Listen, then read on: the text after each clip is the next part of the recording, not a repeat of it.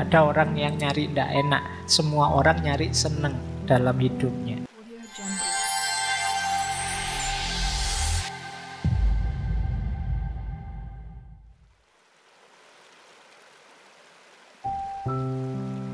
Satu quotes yang terkenal sekali, kata Epikuros, tidak mungkin orang hidup senang tanpa hidup secara bijaksana, terhormat, dan adil.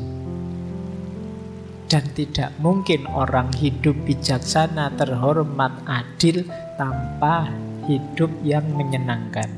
Jadi kebijaksanaan, kehormatan, dan keadilan itu pasangannya kesenangan.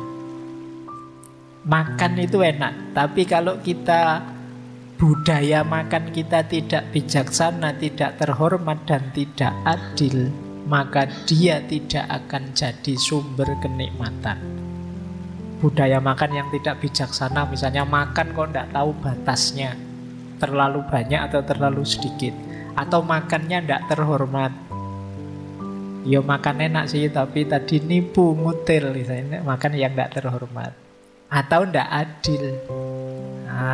Dengan cara kita misalnya menzolimi orang, merampas haknya orang, terus kita makan. Tanpa wise, tanpa kehormatan, tanpa keadilan, tidak mungkin ada kesenangan. Kamu boleh sebut kesenangan apa saja. Kalau itu tidak dilakukan dengan bijaksana, tidak dilakukan dengan terhormat, tidak dilakukan dengan adil, maka tidak akan menyenangkan. Jadi kesenangan itu boleh kamu ganti apa saja. Makan, minum, seks, nikah, poligami, dan lain sebagainya. Itu kalau tidak wise, tidak honor, tidak adil, tidak akan menyenangkan. Meskipun tujuanmu ingin senang. Jadi ini rumus dari Epikuros. Makanya dia hidupnya agak asketis, meskipun ideologi yang dikembangkan hedonistik, mencari kesenangan, tapi dengan definisi kesenangan yang berbeda. Ini rumusnya kesenangan. Ini boleh teman-teman jadikan patokan, seneng yang sejati. Versi Epikuros ada beberapa rumus. Yang pertama, tentu saja kesenangan itu pintu gerbangnya kebahagiaan. Kan ada orang itu yang bilang, Pak, saya tidak mengejar kenikmatan, kesenangan, tapi saya mengejar kebahagiaan. Tapi kata Epikuros, yo untuk menuju bahagia, yo kamu perlu kesenangan. Meskipun berhenti di kesenangan, belum tentu kamu sampai pada terminal kebahagiaan. Yang kedua, rumusnya kata Epikuros, senang itu kayak tadi ya, intrinsik. Itu fitrah kita, sudah dorongan diri kita nyari senang itu. Kalian tidak usah malu, tidak usah merasa bersalah kalau kalian mengejar kesenanganmu sendiri. Karena manusiawi, tidak ada orang yang nyari tidak enak. Semua orang nyari senang dalam hidupnya. Nah, ini rumus kedua. Rumus ketiga, meskipun kesenangan itu baik, tidak semua kesenangan harus dipenuhi. Nah ini, kalau ini perlu kebijaksanaan, perlu kecerdasan. Mana kesenangan yang harus kita penuhi, mana yang tidak usah saja. Nah, ini berhubungan dengan rumus selanjutnya. Kesenangan yang menyebabkan rasa sakit atau sulit, hindarilah. Sebaliknya, kesulitan yang melahirkan kesenangan, jalanilah.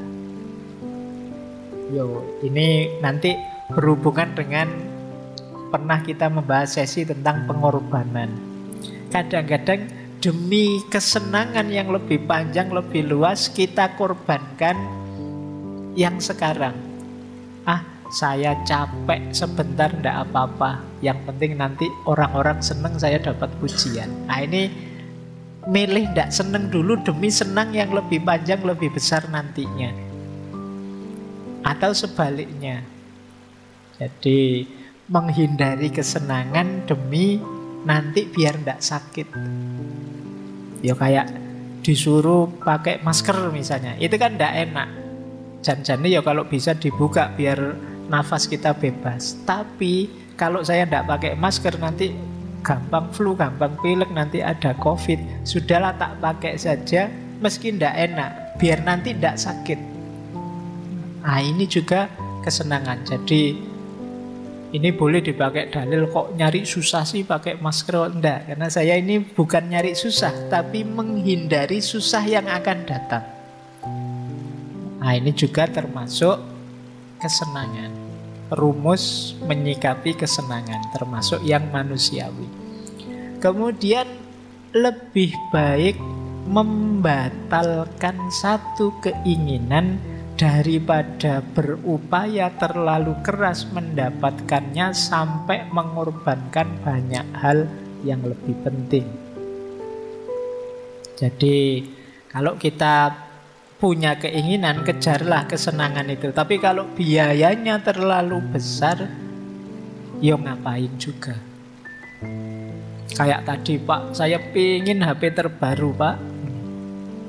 Tapi 25 juta, Pak, yang terbaru. Iya. Sementara kiriman dari orang tua 1 bulan 500 ribu. Nah, itu kan ya bisa sih kalian nyicil pelan-pelan, nyelengi diam-diam. Tapi kalau yang dikorbankan terlalu besar, nanti jangan-jangan sudah ngumpul 25 juta tapi kamu terus kurus kering tubuhmu karena poso terus. Nah, yang kayak gini hindarilah, ngapain. Jadi ambisi kesenangan yang tidak imbang dengan kapasitasmu sehingga terlalu banyak yang harus kamu korbankan, ya sudah, lepaskan saja. Untuk apapun itu, termasuk kalau kamu sedang naksir sopo, ngincer sopo, wah high cost, Pak, kalau itu, Pak, ya wis.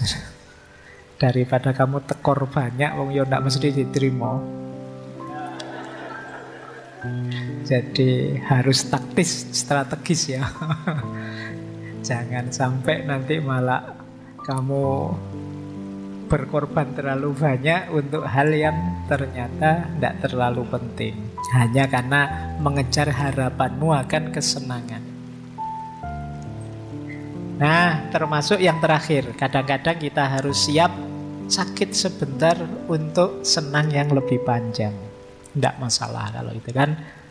Barang siapa yang tidak siap menanggung payahnya belajar, kan itu, siap-siaplah menanggung beratnya kebodohan. Berarti apa? Yo sakit sebentar belajar tidak apa-apa, biar besok pinter. Karena bodoh itu high cost, biayanya lebih besar daripada biayamu belajar. Nah ini jadi rumusnya kesenangan menurut Epikuros.